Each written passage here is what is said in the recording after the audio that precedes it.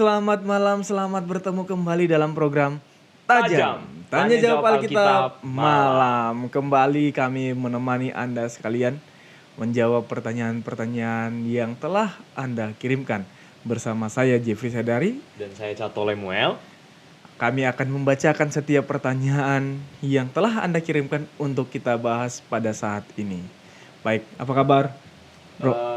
Cato, puji Tuhan. Baik, lancar, aman semuanya. Selalu antusias ya, setiap kali berada di dalam program ini. Betul, banyak pertanyaan-pertanyaan menarik soalnya ini. Dan jawaban-jawaban yang memudahkan kita mengerti akan Alkitab. Itu yang ditunggu-tunggu. Iya. Dan pada saat ini kita akan memulai acara kita. Kita akan mulai dengan membaca ayat tema yang akan dibacakan oleh Cato. Baik, ayat tema kita terdapat di dalam Ibrani 4 ayat yang ke-12. Sebab firman Allah hidup dan kuat dan lebih tajam daripada pedang bermata dua manapun. Ia menusuk amat dalam sampai memisahkan jiwa dan roh, sendi-sendi dan sumsum. Ia sanggup membedakan pertimbangan dan pikiran hati kita. Mari kita berdoa. Bapa di sorga, Bapa yang baik, terima kasih kesempatan yang Kau berikan bagi kami. Pada saat ini yang Kau mengizinkan kami belajar firman-Mu melalui menjawab pertanyaan-pertanyaan yang telah diberikan oleh sahabat-sahabat kami. Dan kami akan dibantu oleh Pendeta Richard Sabuin yang akan memberikan penjelasan-penjelasan untuk setiap pertanyaan yang kami akan bacakan. Dan kiranya Engkau akan selalu menambahkan hikmat dari sorga agar jawaban-jawaban yang diberikan akan memudahkan kami mengerti firman Tuhan dan itu adalah berasal dari Tuhan. Dan kiranya setiap pemirsa yang mengikuti acara ini akan dikuatkan dan siap menyambut kedatangan-Mu yang kedua kali. Berkat Tuhan yang akan menjadi bagian kami. Ini doa dan permohonan kami berdoa dalam nama Yesus Juru Selamat kami. Amin. Baik, seperti biasa pada saat ini kita juga sudah bersama dengan narasumber kita yaitu Pendeta Richard Sabuin. Shalom Pendeta. Shalom Pak Pendeta. Shalom untuk Jeffrey dan juga untuk Cato. Shalom untuk umat Tuhan dan mereka yang menonton di mana saja dan kapan saja. Tuhan berkati. Apa kabar Pendeta? Kabar baik, agak sedikit batuk tapi bisalah. Masih bisa memberikan penjelasan-penjelasan keterangan terkait pertanyaan yang akan diberikan ya Pendeta ya? Ya, atas pertolongan Tuhan. Amin. Tentunya atas pertolongan Tuhan. Baik Pendeta, saya akan membacakan pertanyaan yang pertama yang sudah disampaikan dari Irwansyah. Shalom Pendeta Sabuin, mau bertanya sehubungan dengan puasa. Ya, sekarang adalah bulan puasa. Apakah di Alkitab ada ketentuan dan keharusan untuk berpuasa? Kalau lihat beberapa cerita tentang mengusir setan, kata Yesus butuh doa dan puasa. Di Perjanjian Lama, kalau berkabung ada puasa. Waktu Esther mau menghadap raja, diminta seluruh bangsa berpuasa. Kalau di zaman sekarang, dalam keadaan apa kita bisa butuh berpuasa atau butuh berpuasa? Silakan Pendeta. Terima kasih untuk pertanyaan dari Saudara Irwansyah. Dan tentu kita dari Hope Channel juga mengucapkan selamat menunaikan ibadah puasa untuk saudara-saudari kita yang sedang berpuasa. Ya. Alkitab menceritakan banyak sekali peristiwa di mana orang berpuasa. Tadi Saudara Irwansyah sudah menyebutkan beberapa contoh mereka yang disebutkan dalam Alkitab yang berpuasa. Jangan jauh-jauh.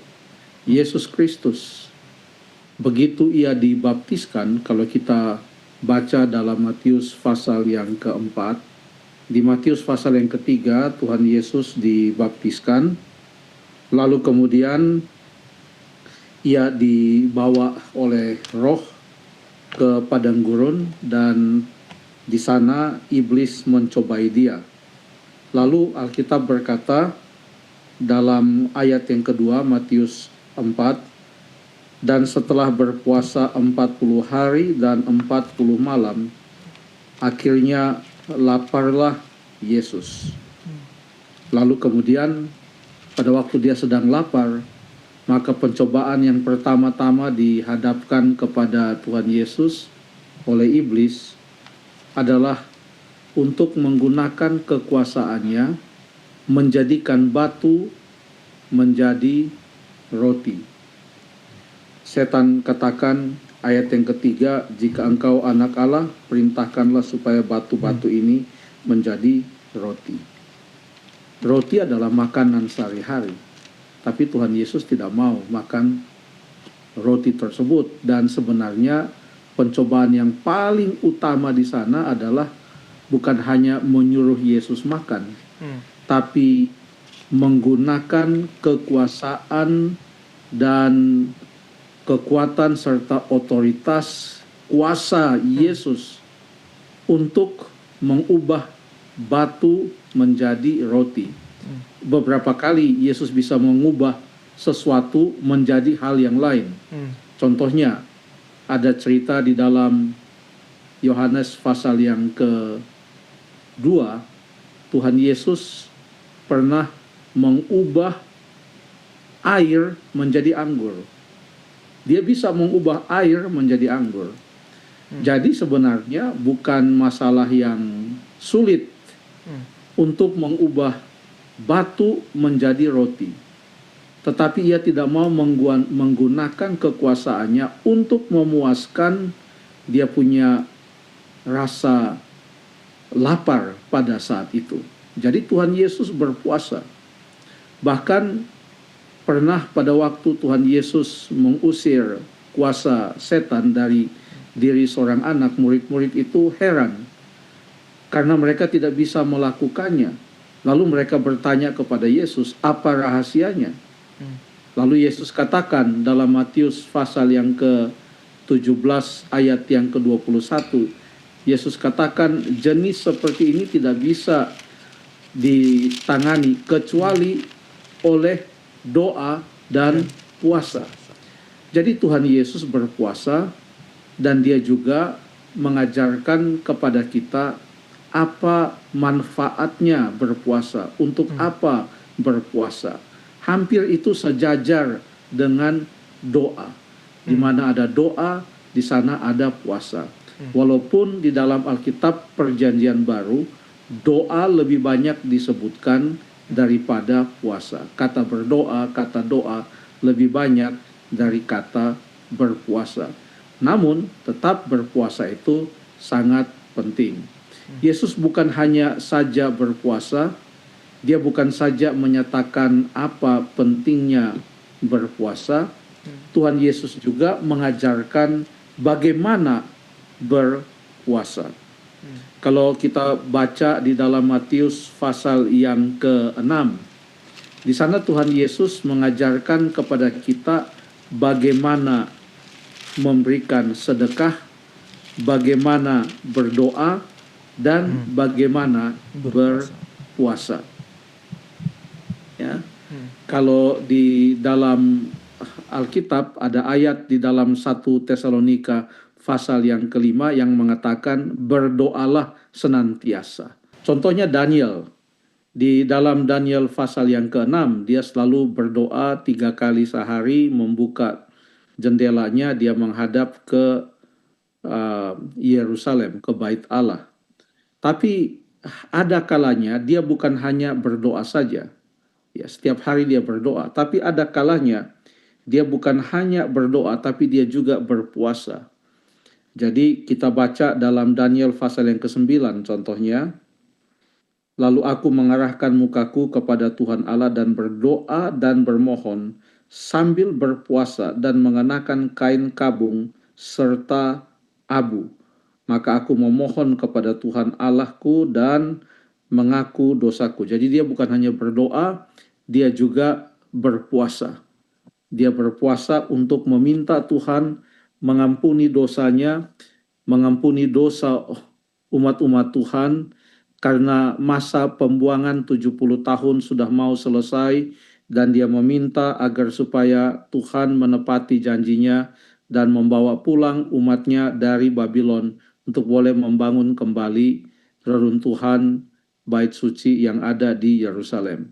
Jadi ada hal-hal yang khusus yang betul-betul bukan saja meminta seseorang untuk berdoa, tetapi juga untuk berpuasa. Dan itu disebutkan dalam kitab Daniel. Ada juga contohnya di dalam Daniel pasal yang ke 10. Dia baru saja mendapatkan penglihatan, dan untuk mengerti penglihatan yang dia sudah terima, dia tidak hanya berdoa. Betapa penting dia yakin itu penglihatan yang dia terima, sampai ia mengatakan dalam Daniel pasal yang ke-10, dia katakan dia berkabung 3 minggu penuh, ayat 2. Makanan yang sedap tidak kumakan, daging dan anggur tidak masuk ke dalam mulutku, aku berurap sampai berlalu 3 minggu penuh. Jadi ada hal-hal yang dia tidak akan sentuh selama 3 minggu itu. Jadi bukannya dia tidak makan sama sekali, tapi dia mau menyangkal diri, dia mau menyatakan kepada Tuhan, Tuhan, aku tidak peduli dengan diriku ini. Yang aku perlu adalah pertolonganmu. Aku minta engkau menjelaskan kepadaku makna daripada penglihatan itu.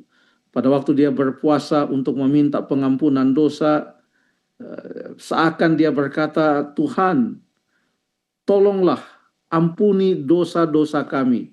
Tolonglah nyatakan kemuliaan-Mu supaya kami boleh kembali lagi ke Yerusalem setelah 70 tahun di dalam pembuangan. Ada ayat-ayat yang lain juga yang menyatakan pada saat kapan seseorang itu berpuasa. Contohnya, kita boleh baca di dalam Kisah pasal yang ke-13, Kisah pasal yang ke-13, ayat yang kedua dan ayat yang ketiga. Kisah 13 ayat 2 dan ayat yang ketiga. Kisah 13 ayat 2 dan 3. Ya. Pada suatu hari ketika mereka beribadah kepada Tuhan dan berpuasa, berkatalah Roh Kudus, khususkanlah Barnabas dan Saulus bagiku untuk tugas yang telah kutentukan bagi mereka. Maka berpuasa dan berdoalah mereka, dan setelah meletakkan tangan ke atas kedua orang itu, mereka membiarkan keduanya pergi.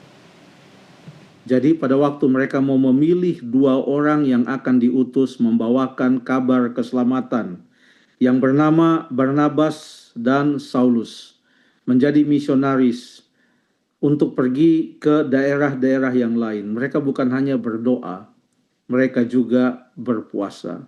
Jadi berdoa dan berpuasa adalah hal yang dilakukan di dalam Alkitab. Walaupun tidak diatur di dalam Alkitab, serutin apa kita berpuasa. Tetapi yang disampaikan di dalam Alkitab adalah saat-saat kapan kita perlu berpuasa dan bukan hanya berdoa. Dari contoh-contoh tadi, kita dapati bahwa pada saat kita mau melakukan hal-hal yang sangat khusus, yang sifatnya sangat-sangat penting, yang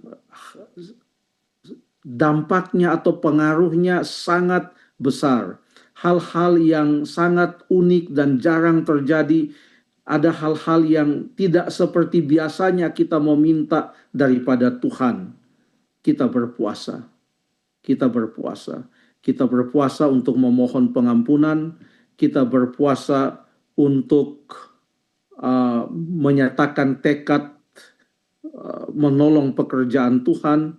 Kita juga berpuasa untuk memohon pengertian daripada Tuhan, memohon sesuatu daripada Tuhan. Ada banyak contoh orang berpuasa. Memang orang-orang Yahudi berpuasa itu 2 kali seminggu. Dari mana kita tahu? Itu dari doa orang Farisi yang dalam perumpamaan Tuhan Yesus di Lukas pasal yang ke-18. Pada waktu Tuhan Yesus menyampaikan perumpamaan tentang orang Farisi dan pemungut cukai, mereka datang ke bait Allah untuk berdoa, dan orang Farisi itu berdoa dalam hatinya, ayat yang ke-11, Ya Allah, aku mengucap syukur kepadamu karena aku tidak sama seperti semua orang lain, bukan perampok, bukan orang lalim, bukan pezina, dan bukan juga seperti pemungut cukai ini. Aku berpuasa 2 kali seminggu. Dia sebutkan, aku berpuasa katanya 2 kali seminggu. Itu dilakukan oleh orang-orang Yahudi.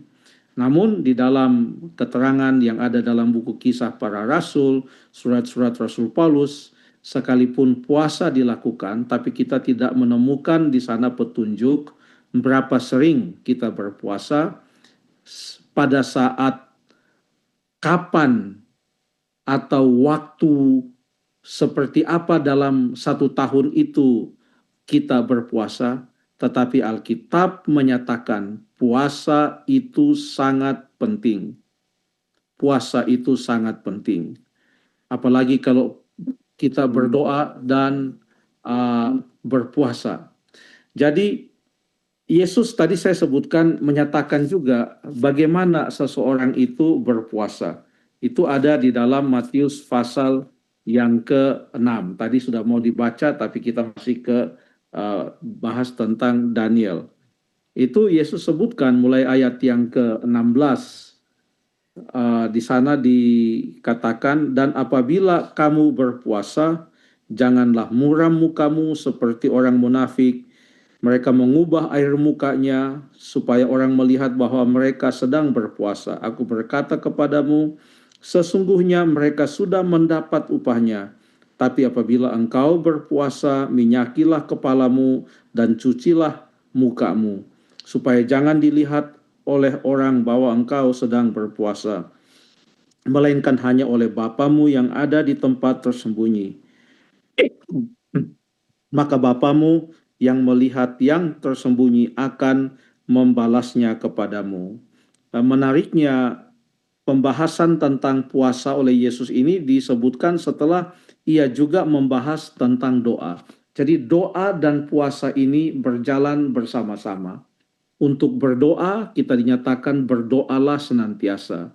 Untuk berpuasa kita juga diminta untuk menyangkal diri kita dan kita berpuasa dalam saat-saat tertentu. Itu yang dikatakan oleh Alkitab. Pada waktu kita meminta petunjuk Tuhan. Contoh sebenarnya ada ayat lain lagi yang mengatakan dalam Kisah pasal yang ke-14 ayat yang ke-23. Kisah 14 ayat yang ke-23. Itu di sana dikatakan, di tiap-tiap jemaat, rasul-rasul itu menetapkan penatua-penatua bagi jemaat itu, dan setelah berdoa dan berpuasa, mereka menyerahkan penatua-penatua itu kepada Tuhan yang adalah sumber kepercayaan mereka.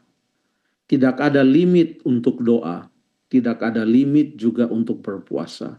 Berdoalah senantiasa dan berpuasalah kapan saja. Yang paling penting adalah Tuhan mengetahui hati kita, dan Dia tahu apa yang kita sampaikan kepadanya, apa yang kita minta kepadanya. Niscaya doa dan puasa kita akan Tuhan dengar dan Tuhan hargai, Tuhan terima. Terima kasih. Terima kasih pendeta untuk penjelasannya. Alkitab memberikan petunjuk-petunjuk atau pembahasan-pembahasan tentang bagaimana kita berpuasa, dan ada saat-saat kapan saja, contoh-contoh yang diberikan hamba-hamba Tuhan kapan saja melakukan puasa di Alkitab ya. Terima kasih pendeta untuk penjelasannya.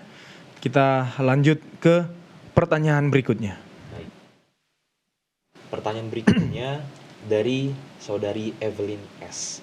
Pendeta, kalau di Alkitab kan pada saat Alkitab ditulis, budaya yang ada di masyarakat saat itu kan budaya patriarki. Kalau di zaman sekarang, apakah masih relevan? Kalau tidak relevan, prinsip-prinsip Alkitab apa yang tepat untuk rumah tangga atau keluarga di zaman sekarang? Terima kasih untuk pertanyaan saudari Evelyn S.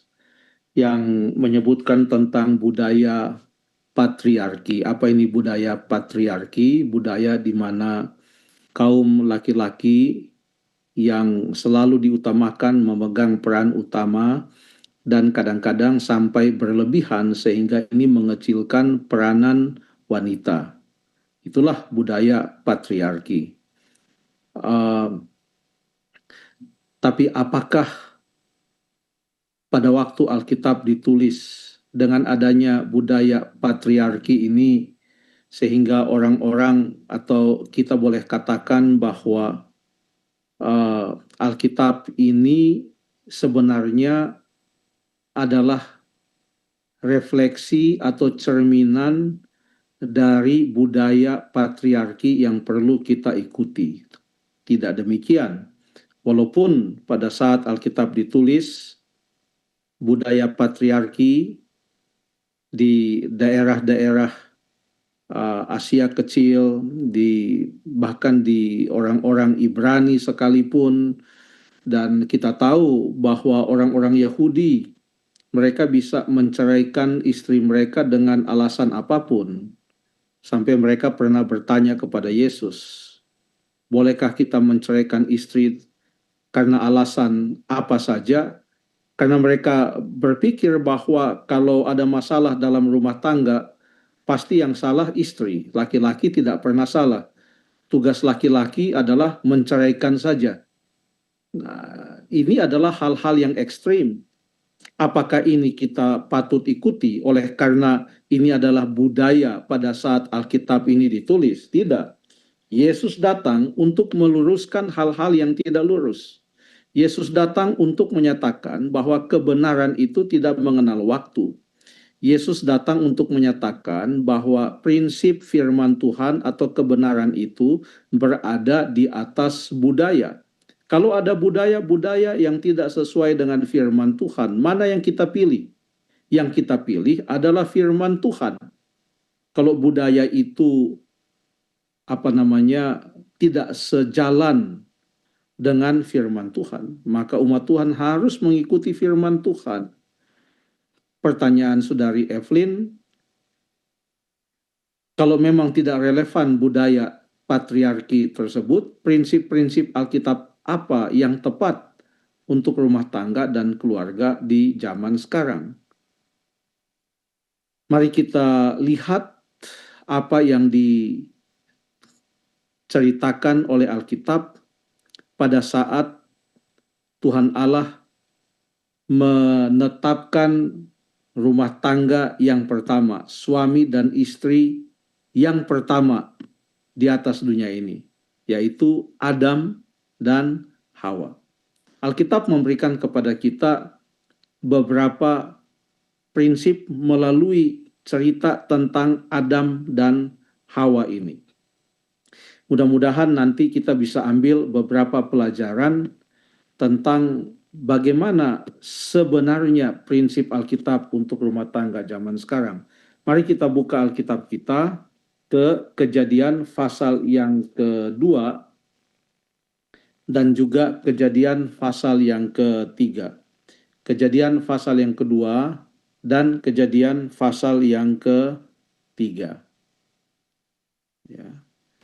Dalam Kejadian 2, ayat yang ke-26 sampai ayat yang ke-28, firman Tuhan berkata, Allah menciptakan laki-laki dan perempuan. Lalu kemudian dalam ayat yang ke-28, Tuhan Allah berkata kepada mereka, laki-laki dan perempuan itu, yaitu Adam dan Hawa, beranak cuculah dan bertambah banyak. Tuhan Allah memberkati mereka. Mereka dipersatukan dalam suatu lembaga rumah tangga yang terdiri dari suami dan istri. Bahkan di dalam Kejadian pasal yang kedua, ayat yang ke-24 dikatakan, sebab itu seorang laki-laki akan meninggalkan ayahnya dan ibunya dan bersatu dengan istrinya. Sudah ada istilah istri di sini. Ya, sudah ada istilah istri.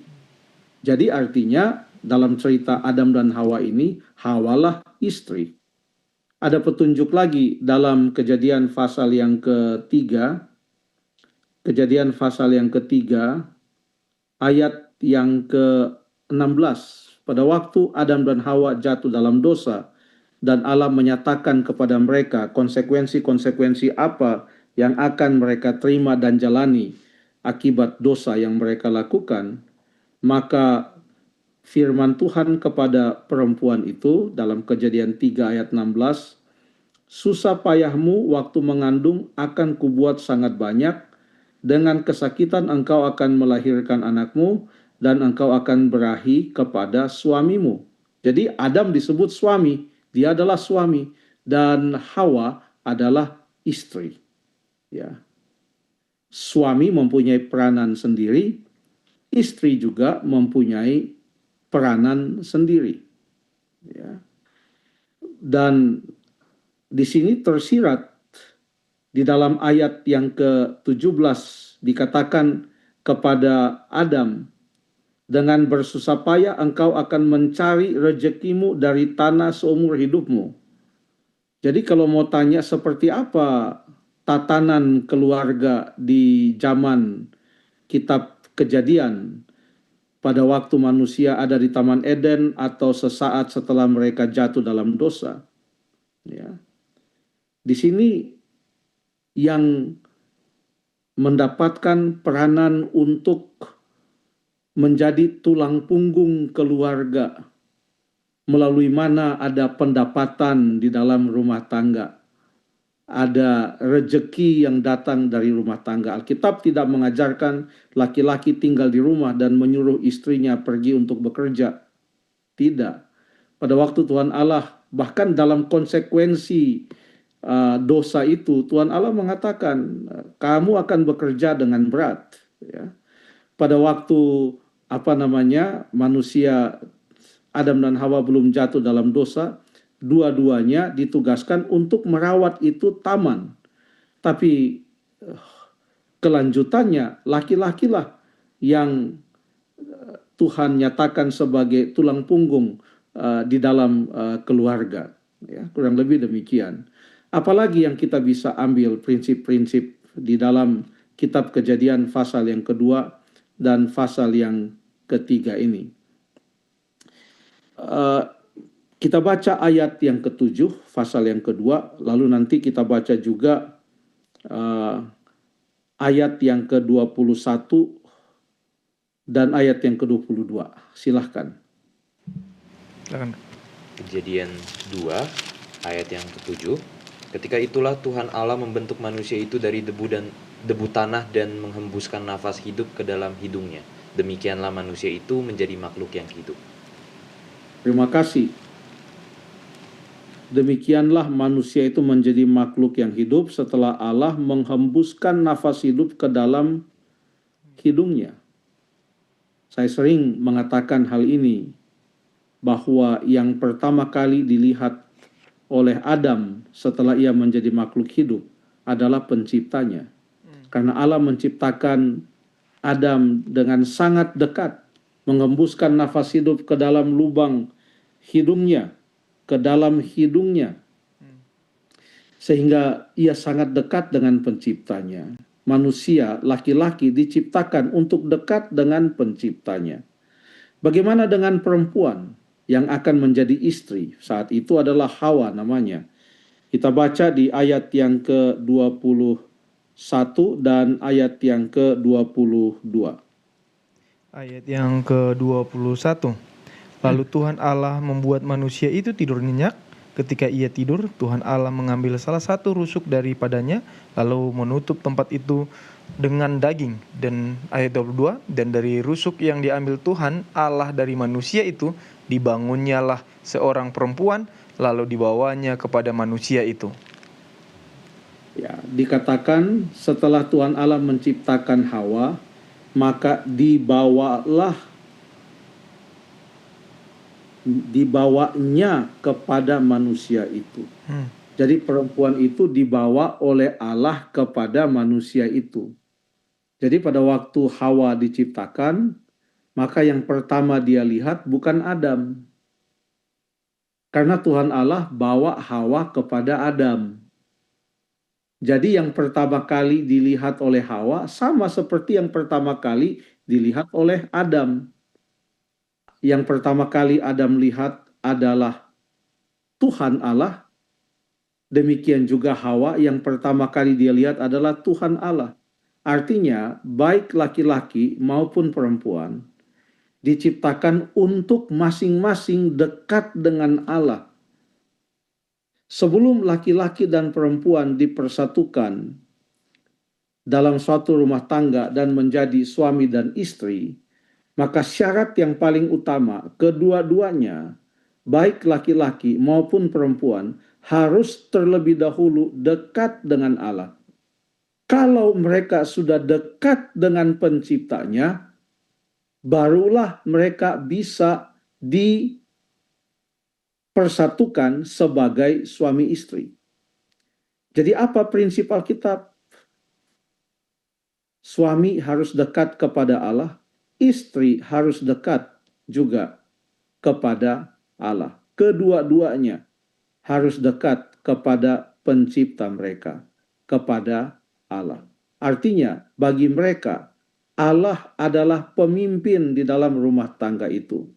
Sekalipun laki-laki biasanya disebut sebagai kepala dalam rumah tangga, tetapi pemimpin rumah tangga itu adalah Tuhan Allah. Karena kedua-duanya harus dekat kepada Tuhan Allah. Itu prinsip yang harus kita ingat. Bukan hanya di dalam kitab Kejadian saja. Prinsip ini terus dan tetap ada. Pada saat budaya setempat di zaman itu lebih mengutamakan laki-laki dan seakan-akan laki-laki bisa berbuat apa saja terhadap perempuan. Tidak demikian dengan kebenaran firman Tuhan. Firman Tuhan mengajarkan kepada kita baca satu ayat lagi di dalam buku Efesus pasal yang ke-5.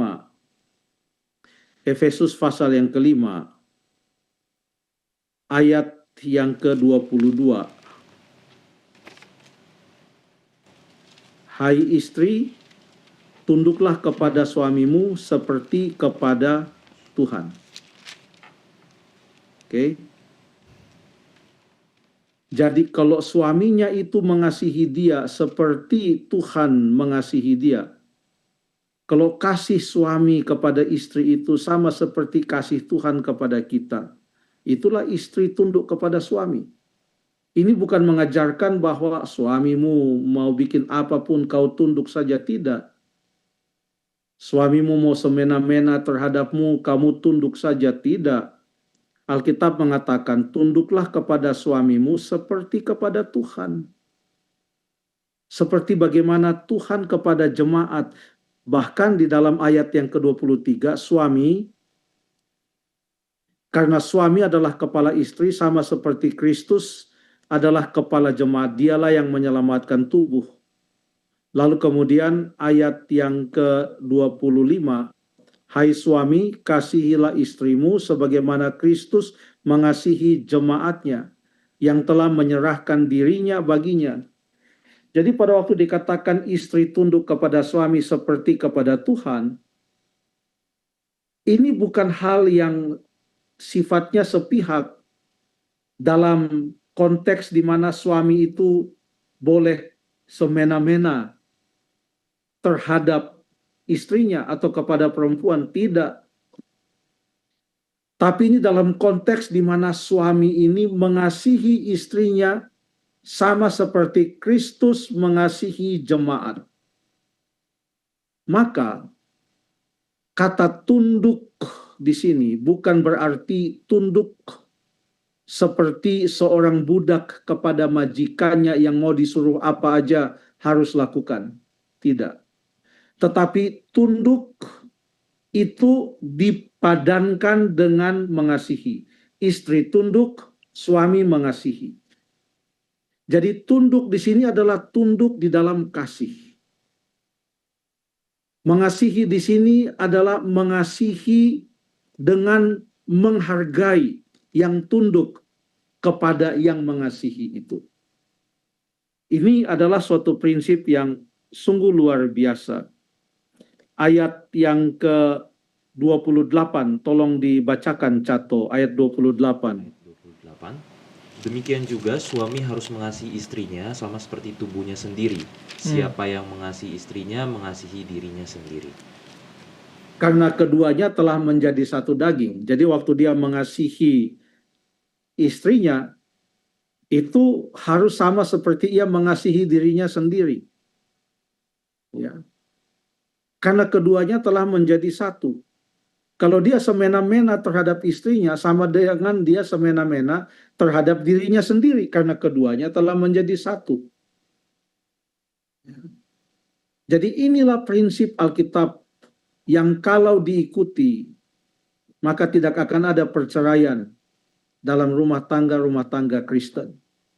Kalau ini diikuti, suami dekat kepada Tuhan, istri dekat kepada Tuhan, dan membuat mereka menjadikan Tuhan sebagai pemimpin mereka. Istri tunduk kepada suami seperti tunduk kepada Tuhan, suami mengasihi istri sebagaimana Tuhan mengasihi jemaatnya. Hubungan seperti inilah yang diajarkan oleh Alkitab, yang perlu terjadi di dalam setiap rumah tangga Kristen. Mereka yang biasa membawakan seminar-seminar rumah tangga bisa berbicara lebih panjang. Tetapi itulah salah satu fondasi prinsip Alkitab tentang rumah tangga dan keluarga. Untuk kapan saja, zaman dahulu maupun zaman sekarang ini. Terima kasih.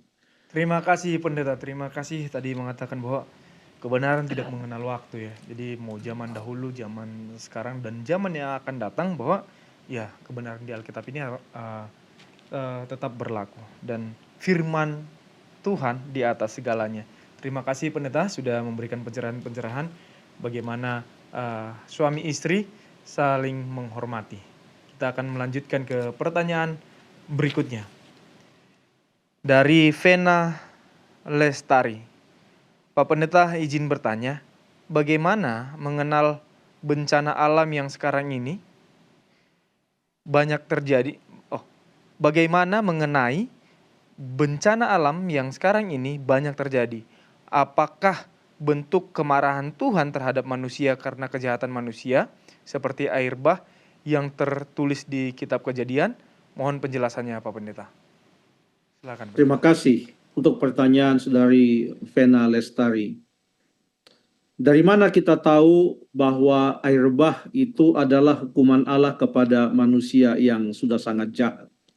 Dari mana kita tahu? Kita tidak bisa mengambil kesimpulan kalau itu tidak dinyatakan oleh Alkitab.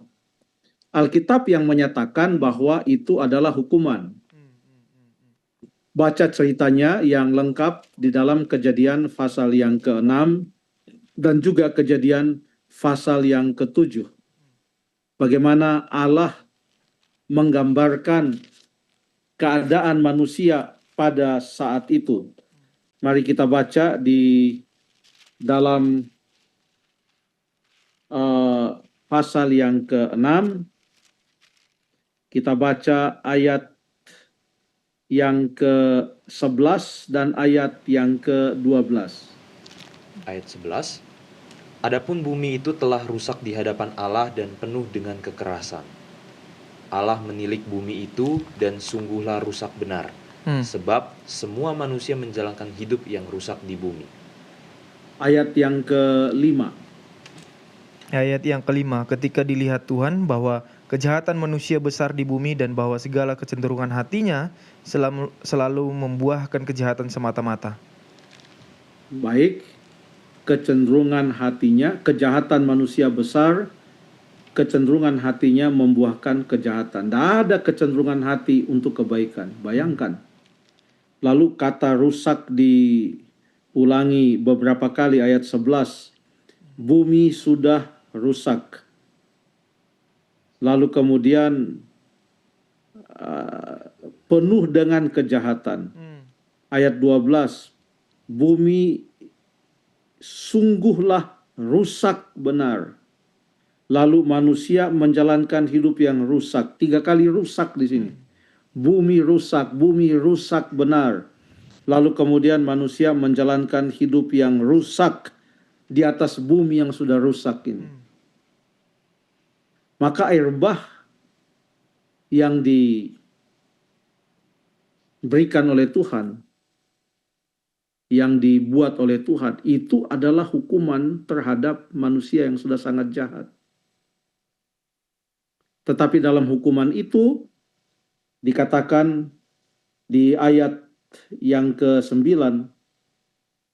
Nuh adalah orang benar dan tidak bercela di antara orang-orang sejamannya, dan Nuh itu hidup bergaul dengan Allah. Pada waktu bumi rusak, pada waktu manusia menjalankan hidup yang rusak, ada Nuh dan keluarganya yang hidup bergaul dengan Allah. Bukan hanya Nuh saja, ada juga orang-orang yang lain. Kita tahu dalam Kejadian pasal yang ke-5, ada orang tuanya Nuh, ada kakeknya yang bernama Metusalah. Kalau dihitung betul-betul, maka Metusalah meninggal pada tahun di mana air bah itu datang. Itu hitung-hitungannya bisa dibuat hanya dari Kejadian pasal yang ke-5. Pada waktu dia berumur 969 tahun, saat itulah air bah itu datang. Jadi walaupun dia orang yang benar, sebelum air bah datang pada tahun itu dia sudah meninggal. Jadi dia tidak masuk ke dalam bahtera. Yang masuk ke dalam bahtera adalah Nuh, istrinya, lalu 3 orang anaknya, lalu istri dari 3 orang anaknya. Masing-masing punya 1 istri. Makanya ada 8 orang. Itu manusia yang sudah rusak benar itu sudah tidak tahu mereka punya rumah tangga seperti apa. Bisa saja ada seorang perempuan yang bisa hidup dengan 2-3 laki-laki atau sebaliknya. Tetapi ini Nuh dan keluarganya, mereka mengikuti apa yang Tuhan katakan. Jadi jelas kalau air bah itu adalah hukuman Tuhan. Tetapi karena air bah itu adalah hukuman dari Tuhan, apakah kita boleh dengan serta-merta mengambil suatu kesimpulan bahwa setiap bencana alam itu pasti adalah hukuman dari Tuhan? Apakah Tuhan selalu berbicara melalui hukuman? Apakah Tuhan selalu berbicara atau menyatakan kehendaknya melalui bencana alam? Ya memang ada ayat di dalam Mazmur pasal yang ke-19 bahwa Tuhan berbicara melalui alam, tapi dari sudut pandang yang berbeda. Kita baca Mazmur 19 ayat yang kedua. Ayat yang kedua, langit menceritakan kemuliaan Allah dan cakrawala memberitakan pekerjaan tangannya. Ya memang Allah berbicara melalui alam. Langit menceritakan kemuliaan Allah, cakrawala memberitakan pekerjaan tangannya. Walaupun dunia ini sudah berdosa, keadaan dunia ini sudah banyak yang rusak, tapi masih bisa kita melihat bukti kemuliaan Allah, bukti pekerjaan tangannya bahwa dia adalah Allah pencipta. Alkitab tidak mengajarkan bahwa kalau ada bencana alam itu adalah selalu merupakan hukuman dari Tuhan. Tidak. Allah berbicara melalui alam untuk menyatakan kemuliaan dan pekerjaan tangannya agar manusia mengakui bahwa dia adalah pencipta. Kalau tidak jelas hanya melalui apa yang manusia lihat di alam, maka manusia bisa mengenal Allah melalui firman-Nya. Lebih jelas lagi, Allah berbicara melalui firman-Nya. Di dalam firman-Nya ini, Allah bukan saja menyatakan ajaran-ajaran atau prinsip-prinsip kebenaran, Ia juga menyatakan nubuatan-nubuatan tentang apa yang akan terjadi di masa yang akan datang. Dan betul di zaman akhir, pada saat Tuhan Allah akan menurunkan malapetaka yang disebutkan dalam Wahyu pasal yang ke-16. Itu jelas-jelas adalah hukuman bagi mereka yang tidak mau menerima Allah sebagai pencipta, yang tidak mau mengikuti kebenaran firman Tuhan, yang menolak Allah bahkan menghujat Allah. Itu jelas, baca satu pasal yang ada di dalam Wahyu pasal 16. Itu adalah hukuman, akan ada bencana. Sama seperti pada waktu Tuhan Allah menghukum Mesir dengan 10 bala atau 10 malapetaka. Itu bisa dibaca di dalam Keluaran pasal yang ke-5, 6, 7 sampai pasal yang ke-12. Bagaimana Allah menghukum orang-orang Mesir dan ada malapetaka-malapetaka itu dalam bentuk bencana alam. Contohnya hujan es. Itu kan bencana alam. Itu adalah untuk menghukum mereka. Tapi pada saat menghukum mereka sebenarnya tujuannya adalah supaya mereka mengakui bahwa Tuhanlah itu Allah. Pencipta, Allah yang hidup. Ya. Ada juga bencana-bencana yang terjadi di dalam Alkitab, tetapi bukan merupakan hukuman dari Allah. Kita tidak usah ambil bencana alam, tapi kita ambil dalam skala yang lebih kecil. Tentang penderitaan yang dihadapi oleh umat-umat Allah. Contohnya Ayub. Apakah penderitaan Ayub adalah merupakan hukuman Allah kepada Ayub yang berdosa? Kalau hanya mau mengikuti logika manusia, maka kita bisa jatuh ke dalam persepsi yang ada pada 3 orang teman Ayub yang datang untuk menjenguk Ayub yang sedang ditimpa malapetaka, kehilangan segala harta benda, kehilangan semua anak-anak, istrinya menyuruh dia untuk mengutuki Allah dan mati saja. Ayub pun sedang ditimpa oleh bisul-bisul mulai dari batok kepala sampai telapak kaki. Datang teman-temannya, kata kitab Ayub pasal 1 dan pasal yang kedua. 1 minggu mereka diam di sana, nggak bicara apa-apa. Tapi waktu mereka berbicara, ketiga-tiganya cenderung mempersalahkan Ayub dan langsung menggunakan hukum sebab akibat.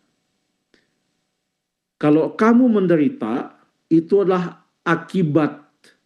Apa sebabnya? Sebabnya karena kamu melakukan dosa dan kejahatan di hadapan Allah. Ayub protes. Dan dia tetap berserah kepada Tuhan.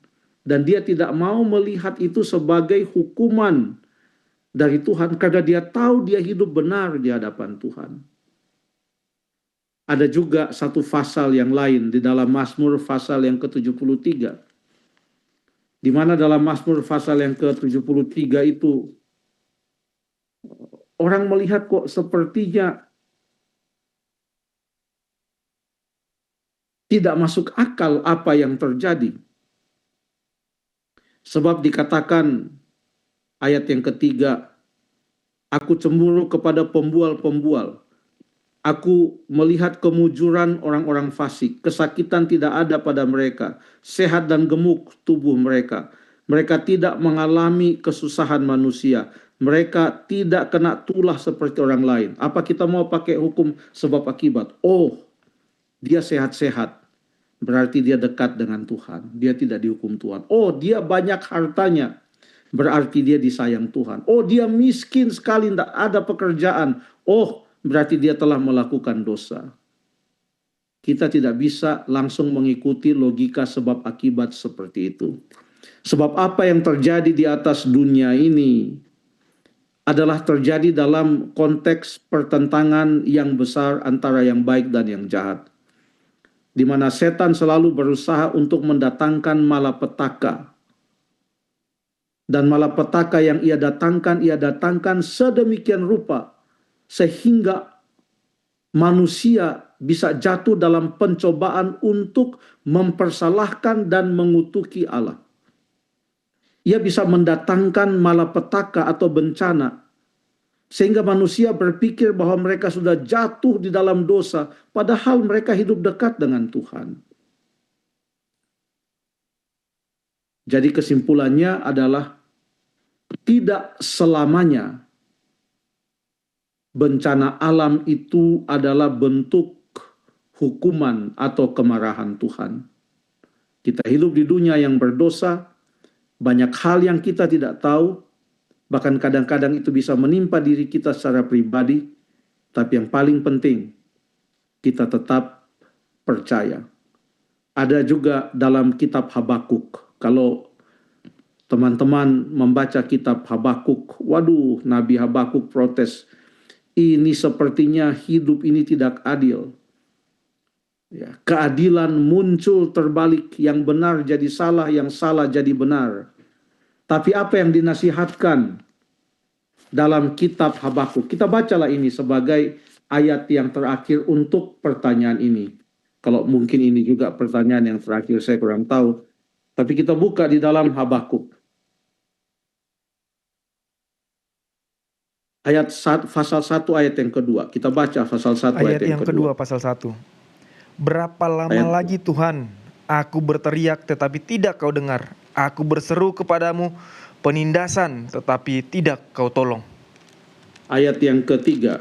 Mengapa engkau memperlihatkan kepadaku kejahatan, sehingga aku memandang kelaliman? Ya, aniaya dan kekerasan ada di depan mataku, perbantahan dan pertikaian terjadi. Terima kasih. Kalau dibaca terus sampai ayat yang ke-11, dia kasih daftar kesukaran, penindasan, penderitaan yang terjadi dan bertanya kenapa semua ini terjadi. Tapi akhirnya ada jawaban yang datang dan dia mulai mengambil kesimpulan, Nabi Habakuk ini. Dalam pasal yang kedua ayat yang keempat adalah salah satu kesimpulannya. Tolong dibaca. Sesungguhnya orang yang membusungkan dada tidak lurus hatinya, tetapi orang yang benar itu akan hidup oleh percayanya. Orang yang benar itu akan hidup oleh percayanya. Ya.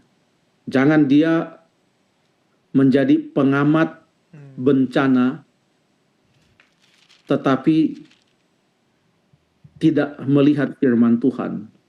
Kalau kita menjadi pengamat bencana, kita menganalisa ini karena Tuhan marah dan lain.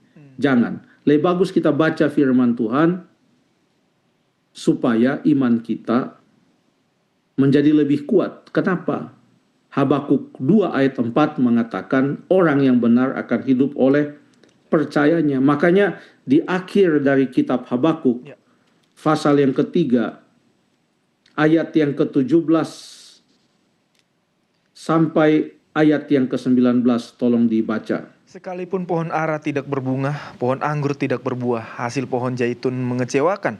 Sekalipun ladang-ladang tidak menghasilkan bahan makanan, kambing domba terhalau dari kurungan dan tidak ada lembu sapi dalam kandang.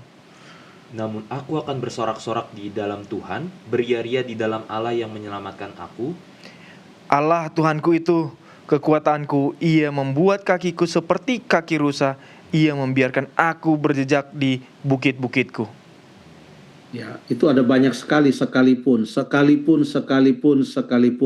namun aku tidak akan menjadikan semua yang sekalipun itu menjadi patokan. Yang menjadi patokanku adalah firman Tuhan. Yang menjadi patokanku adalah bila mana aku berada di dalam Tuhan. Terima kasih. Terima kasih pendeta, ini keren banget ditutup dengan kitab Habakuk ya. Kalau kita baca memang kitab Habakuk ini diawali dengan komplain-komplain, penderitaan-penderitaan, tapi diakhiri dengan penyerahan sepenuhnya kepada Tuhan. Terima kasih pendeta, memang sepertinya pendeta juga sudah tahu waktunya bahwa ini adalah pertanyaan terakhir.